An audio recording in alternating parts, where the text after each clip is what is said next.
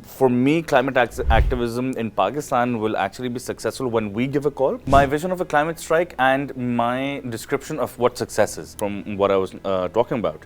The success for the second climate strike was that it was a call from within Pakistan. But then by the time 2023 rolled around, the biggest success for me at that point was cannot identify who the organizers are. In the sense that all the organizations that came on board, I was there, a couple other people were volunteering in their time in organizing the march, but all the organizations, 20 plus, 30 plus organizations from within Karachi that were on board owned that march. So it was a movement rather than, one organization taking the lead. So the success was that the conversation of climate change had spread, and the worth of the climate march in the sense that these people saw it important to join that march. It's actually the people who are facing the floods. Exactly. They have to be the voices to say that we're vulnerable. So I think with that, I think we can conclude.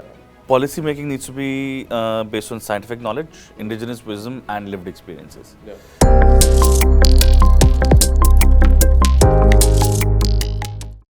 Hello and welcome to this very special installment of Front Seat to Climate Change. As you know, the Dawn Media Group has launched the Breathe Pakistan initiative, and as part of that, we are going to have some conversations both online and on TV, which is going to be showcasing the ground level efforts being done in Pakistan and key issues that Pakistan faces in regards to climate and environment.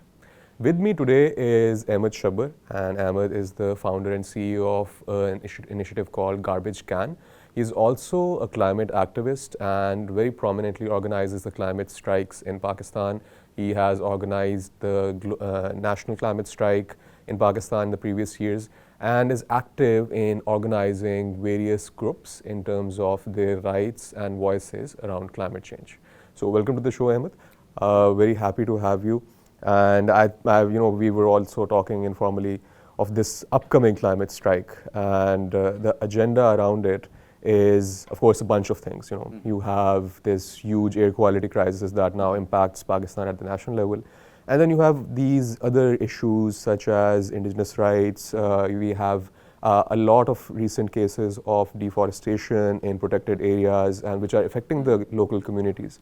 And then also we are constantly in this, I think, space where nothing also seems to be happening to resolve this. So this is where I think climate activism also comes in. Right. So what are your views about climate activism in Pakistan? What's your experience been so far? That's a very loaded question right off the bat, but thank you for having me on this show. If you want to summarize it, we can just say that climate activism within Pakistan is in its very early stages, as we were discussing as well, because both you and I have organized for climate action and everything too. Balki the very first climate march, I believe, were you organizing in Lahore? Yeah. I was part of that. Yeah. Exactly. 2019. And we were organizing in Karachi, and then of course 2021 Climate March Karachi happened, in 2023. Lost momentum because of COVID as well. Exactly. And the trajectory of climate marches, I guess, that is a good indicator, and other, of course, related protests as well, or activism as well, is a good indicator of how popular climate activism is. The first one that we did in 2019, jointly occurred in about 30 plus different cities across Pakistan. It was an international call as well. It was an international. It was a call by Greta Thunberg. Yeah. By the time 2021 rolled around, again 2020 it didn't happen because there wasn't as strong of an international call. So we got a bit complacent as well. By the time 2021 rolled around, there was a need to hold another one. But I had established Pakistan Maholiyati Tahaffuz movement by then, because I was of the opinion that the call for such climate strikes and climate marches need to happen, need to be indigenous, and need to originate from within Pakistan. I'd rather sure, Greta, we've talked about it before, Greta has her heart in the right place, but somebody from the global north giving a call for Pakistanis to protest didn't really make sense to me. For me, climate activism in Pakistan will actually be successful when we give a call, and people like Greta and David Attenborough and others, even people like Leonardo DiCaprio, etc., who championing. I think that's a very interesting thought that someone from, especially the most vulnerable countries, either the vulnerable island states or the vulnerable 20 that we have as most, countries who have been talking about getting some reparations, getting loss and damage. But like regarding that call, when we say if the climate strike, we want it to be successful, what is successful for a climate strike? Do you think that there is a vision that these climate strikes are aiming for every year? Is there a broader vision? So when you organize, what would be, say, your vision of a climate strike? Right. My vision of a climate strike and my description of what success is. I guess continuing from what I was talking about, the success for the second climate strike was that it was a local, it was a call from within Pakistan, which was great. It was, not as well attended. There were only 400, 500 people as compared to the previous ones only happened in Karachi and so on and so forth. But the good thing was that it originated from within the country, and it related other human rights issues because it was largely about the housing crisis and the resettlement, or the not just the resettlement, but of course the destruction or the demolition of the houses on Gujarat and Orangi Nala issue related to the urban flooding and that occurred within DHA. It's a very, I think, standard sustainable development topic. Is the development that you want to do going to be sustainable or not? Then following year 2022, of course, again nothing much happened. But then by the time 2023 rolled around, the biggest success for me at that point was you cannot identify who the organizers are, in the sense that all the organizations that came on board. Sure, I was there. A couple other people were volunteering in their time in organizing the march, but all the organizations, 20 plus, 30 plus organizations from within Karachi that were on board, owned that march. So it was a movement rather than, one organization taking the lead. Exactly. And it was a lot more diverse as well. The previous one, you could tell that it was more about people who had heard Greta's call, or were more, from the privileged background, or were students, etc., who had access to that. But this time around, in 2023, there were indigenous and working class people, there were fisher folk, there were farmers. So the success was that the conversation of climate change had spread, and the worth of the climate march, in the sense that these people saw it important to join that march. And then, of course, the demands that came out of it, and which we went and showed it to the governments and showed it to United Nations and took it to COP and everything as well. Similarly, this year's success, 2024, I believe is that it's happened twice in a row. It's happened in a similar diverse section. There are a lot more people now reaching out to join in that movement. And better than that, immediately after Climate March Karachi, I don't know if you noticed, there was Climate Strike Sindh. Yeah. So it stemmed from, we weren't the same organizers, but the impact was felt. That people, were like, okay, there is. No, definitely. I've seen this since 2019, because this is when it began. The initial ideas around it were very city-centric. And now the ideas have flown, and I think that was just a learning curve, because climate issues have always been observed and dealt with at the rural or indigenous levels. In one way or the other. They might be called, water issues. They might be called soil degradation issues. Might be called gender issues of women who work there. But I think because the language is so, in a way, set by the global north, the message sort of seeped in over the 2-3 year period. And now we see that those voices, have either their own understanding and their own language of it, but they notice that this is something that everyone should be concerned about. So there is this common ground between rural and urban now, and people are more open to sharing their concerns because it's impacting everyone. And this is where we are right now, going into another climate strike, right? So this is where we are. What do you think would be the right puzzle pieces to put in place for this strike to be a really big success? Again, what does it mean by really big success, right? Last year we did a climate strike as well, and climate strike isn't essentially a gathering of people. It's the concept is that wherever you are located, you just go out, grab a poster, and or protest right then and there. And this strike's theme, of course, is the leading theme is the smog issue that's happening across Pakistan that Pakistan is experiencing right now. And of course, the question is, can you breathe Pakistan, or saans aa rahi hai? It is also a play on words of sorts, because it's not just the literal breathability issues. It's also because I am of the strong opinion that human rights are very closely intersectional, or very closely connected with environmental rights as well. But what you've been seeing over the past couple days, I'm not sure how serious of a conversation we can have right now on this, but what's happening in Parchana, or what's happening in other parts of the country, as we see that even protesting or even talking about basic issues such as water or seawater intrusion or food security, that is becoming a problem. So the theme is also that, are you able to breathe in this environment, in this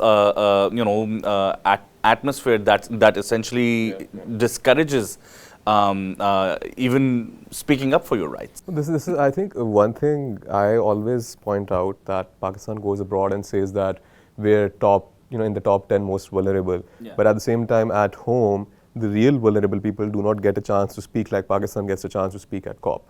So if that isn't going to flow down, you're not going to exactly get a result even abroad. Because when you say vulnerability, it's not the Prime Minister or President or Foreign Minister or Climate Minister going and saying that we as people are vulnerable. It's actually the people who are facing the floods. They have to be the voices to say that we're vulnerable. Now with the smog issue, I was noticing, and this connects back to your thought about the protests being suppressed and everything. When the smog issue was really peaking at the start of November, we had this opinion that a lot of it's caused by transport. So to get an immediate relief, you need to shut down the city. And the number one response by the government or state was, you cannot shut down the cities. What about the economy? What about the schools? And when you have to shut down a protest, you will shut down the cities for a week.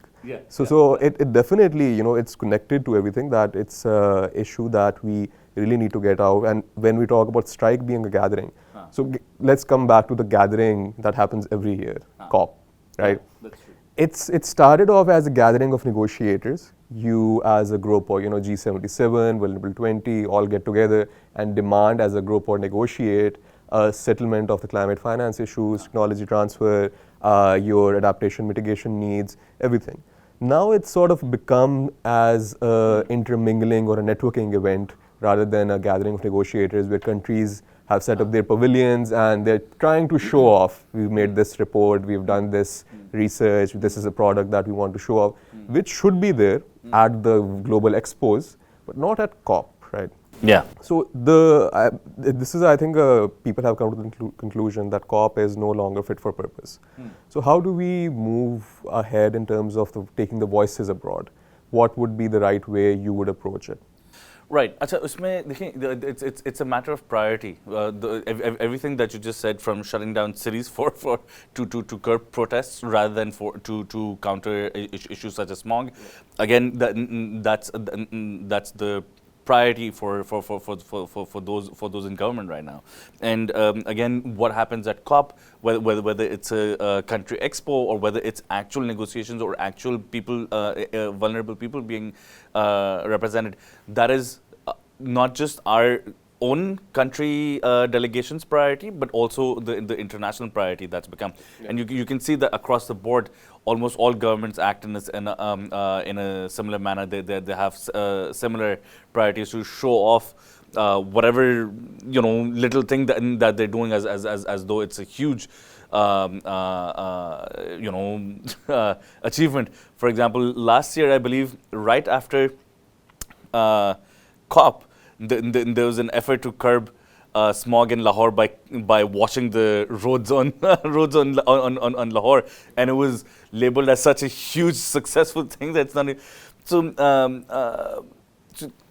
I'll connect that to representation during climate strikes and everything as well in the conversation that I was having earlier. Or the success for this climate strike would be that it doesn't just happen in an urban setting, and we've made it easier within the call that everybody anywhere can come up, and they don't need to go say to a press club or gather in huge numbers. They can just record their strike or record their protest from home, from within school, and it doesn't even need to be any confrontational or controversial conversation. It could just be that I cannot breathe, I need to breathe, and so on and so forth. Similarly, there needs to be I guess affirmative action or more concerted action into making sure that indigenous and impacted or vulnerable voices are heard at COP. And one of the ways it can be done is that the government needs to be open to criticism and take people along. And the other way is of course NGOs or international NGOs need to make room and need to like have more badges that they provide. And it shouldn't be, see, like another issue is that it can also very quickly become a showcase of people taken to COP as a token. As we had this conversation as well, I believe, that people from indigenous communities are taking that and like they don't really have an actual voice. Well, I mean, like affirmative action needs to happen, and perhaps through like efforts such as COP in my city, through ELCOI, I believe has a whole lot of room to be more inclusive. Like unfortunately, like earlier in this year, I had a bit of an conversation. Like let's call it constructive criticism and conversation with them as well about the fact that ELCOI unfortunately is not very inclusive. A greater number of people and a token number of people doesn't mean a representative number of people. So, but perhaps alternate forums can come up. No, I think that's definitely there. That forums like COP, if they lose their own value by becoming these generalized stalls of countries, then alternative forums will come up because there is a need for this, and the vacuum will be filled in some way. We just need to figure out how that really happens. I think okay. So as far as the structure of COP is concerned, there's the green pavilion and the blue pavilion, right? The green pavilion is open to public, and that usually has expo style exhibitions like as well. So perhaps I don't know if perhaps the difference should be a little bit more stronger, and I do think that having the green and blue pavilions together kind of intermingles it a little too much. The negotiation part should be the bigger part of it. And that's where 80% of the energy should be spent. So I think that is where it needs to really come up again, and that's how you will fix the negotiations, or at least make them broader, which they need to be. I was going to suggest that the negotiation part needs to be more important rather than bigger, in the sense that you could pull out the country pavilions from the blue zone, from the negotiating areas, and put them in the green zone where the exhibitions and the expos need to happen, so that the negotiating aspect of it, only those actors who are important to the negotiation, and not just important to the negotiation, or should be involved in the negotiation, should be there. So as you mentioned, that the exhibition part of it can then be somewhat separated. But again, perhaps introduce a third. I think all of us are going to have a lot of ideas about it, but I think at least there's the conclusion that COP needs to be fixed sooner rather than later, and maybe Brazil will be the place to do it. Otherwise, I see a slightly bleak future in this regard. But it's going to be there. So I think with that we will conclude. I also wanted to point out a little bit. One of the ways that you could push COP a little bit more is to have more rigorous political discourse within countries as well. So for example, sorry, I'm not going off topic, but I'm taking a bit more of your time, in the sense that I believe that the existing political parties don't really have an interest in climate action, other than the fact that we need to bring in the foreign exchange to be able to counter the damages that we've already done over the legume through bad policies and everything over the course of the several years. And people are doing a good job with it.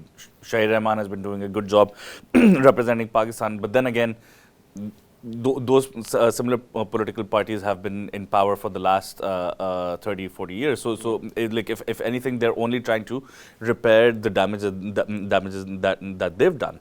So I believe that more political discourse in the context of electoral politics needs to happen too. If you've noticed, most of these activism or movements have been happening are being led by organizations that are not involved in electoral politics. So unless there is politicking on policy at the point of seeking votes based on that policy, I believe that the discourse will not be as rigorous as it needs to be. Yeah. And once that discourse happens, and once, say, a party based on that manifesto, on that green or sustainable manifesto, is in power, then perhaps the country pavilion would also look very different, because the priorities will change. Yeah. So the purpose of developing or establishing Pakistan Maholiyati Tahaffuz movement and contesting elections earlier this year was that as well. That's not just bringing people to the table or bringing people together at a local level, but a national platform. A national platform, and to push for global conversations too. So I think best of luck with your efforts. It's a big task. We've seen the activism, advocacy. We've seen the challenges in Pakistan. So everywhere it's a big task to really resolve. And I think political activism plus being part of the electoral process is also very important, where you get your voices heard. So I think with that we will conclude. There are several things that we have spoken about. Number one is, of course, that activism is growing. People are concerned, and they're concerned because they feel the impacts. Yeah. Number two is that we see that the fixes are there, at least at the indigenous level. People have thought about it, and we really need to scale up those fixes and those voices. And at the same level, national voices, national platforms need to be really built up. And then once those are there, that's when you can see effective representation of Pakistan abroad. So I think with that, I think we can conclude. Policy making needs to be based on scientific knowledge, indigenous wisdom, and lived experiences. Yeah. So you need to go to the masses. So for example, Karachi Climate Action. Sorry, because this is such a vast topic. Karachi Climate Action Plan is being established right now by an organization that is based in Lahore. I'm sure they're good experts, and they have their hearts in the right place and everything as well. But well, they should also be developing a climate action plan for Lahore that actually works on the ground, and then perhaps come to Karachi. Or at least, at the bare minimum, include a greater public of Karachi in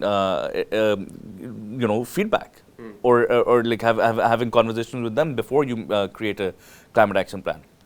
And I don't see that there's been a feedback loop of to that extent. So if that happens, then again we're going to have a climate action plan that's not representative. So with that, I think we'll conclude, and thank sorry, you for your thank you for your insights. I think you did have a lot of thoughts, and I think our podcast was the rightly timed opportunity for this to come out. Otherwise, we would still be having the discussion back in the studio as well. So thank you for your time, and we'll hopefully have a successful climate strike again. And best of luck with those efforts, and hopefully this keeps on growing and growing. Yeah. Thank you. Thank you for joining us, and stay tuned.